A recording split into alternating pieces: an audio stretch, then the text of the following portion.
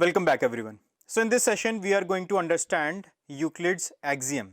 And as you know, Euclid was one of the very famous scientists who contributed much into geometry, and that is why entire 2D geometry is known as Euclidean geometry. So let's understand axiom first.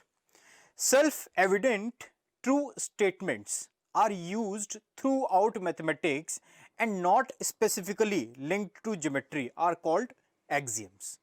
I hope it is clear. Now there is one more terminology known as postulate. So its definition is starts from right here. While those specific to geometry are known as postulates.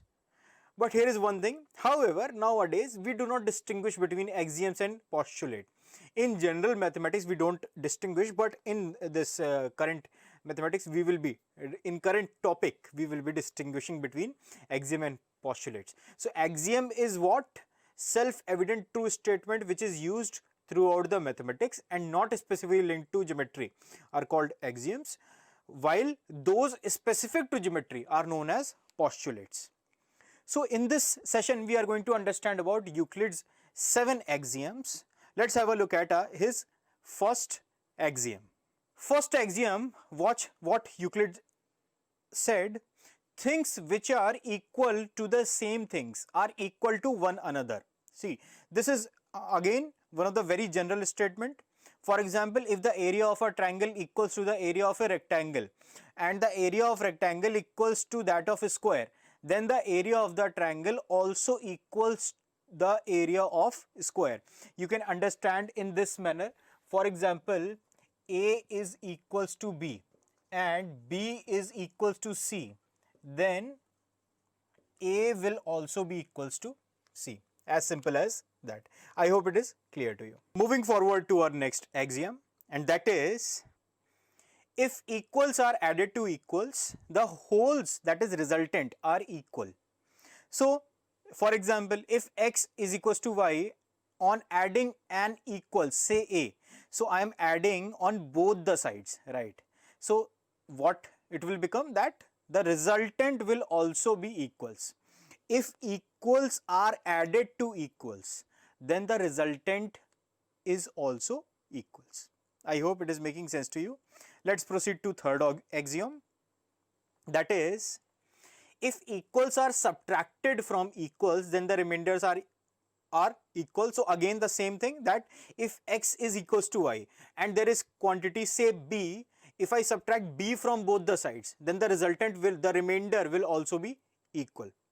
Fair deal? Let's proceed to our next axiom, and that is, things which are coincide with one another are equal to one another. That is, if 1 is coincided with 2, then they should be equal to each other. That is, completely coincide with each other.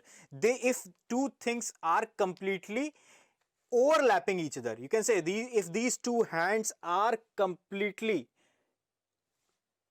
coinciding with each other, that means these two hands are equal. That is what I meant to say. I hope it is clear from this illustration. Proceeding forward to our next, that is Euclid's axiom, the whole is greater than the part. Now as you can see in this illustration, there are two triangles. First one is larger one and second one is a smaller one. So see, these axioms are nothing but whatever Euclid observed and he has written it. So the whole is greater than the part. If I cut out a smaller triangle from a larger triangle, then obviously the parted triangle will be obviously lesser than the whole triangle. So this is what Euclid observed. I hope it is making sense to you. Proceeding forward to our next axiom, and that is, things which are double of the same things are equal to one another. Now again, let's say there is this thing A and B and C, right? There are three quantities. Now what is it? Things which are double of same things, that is, B is equals to twice of A and C is equals to twice of A.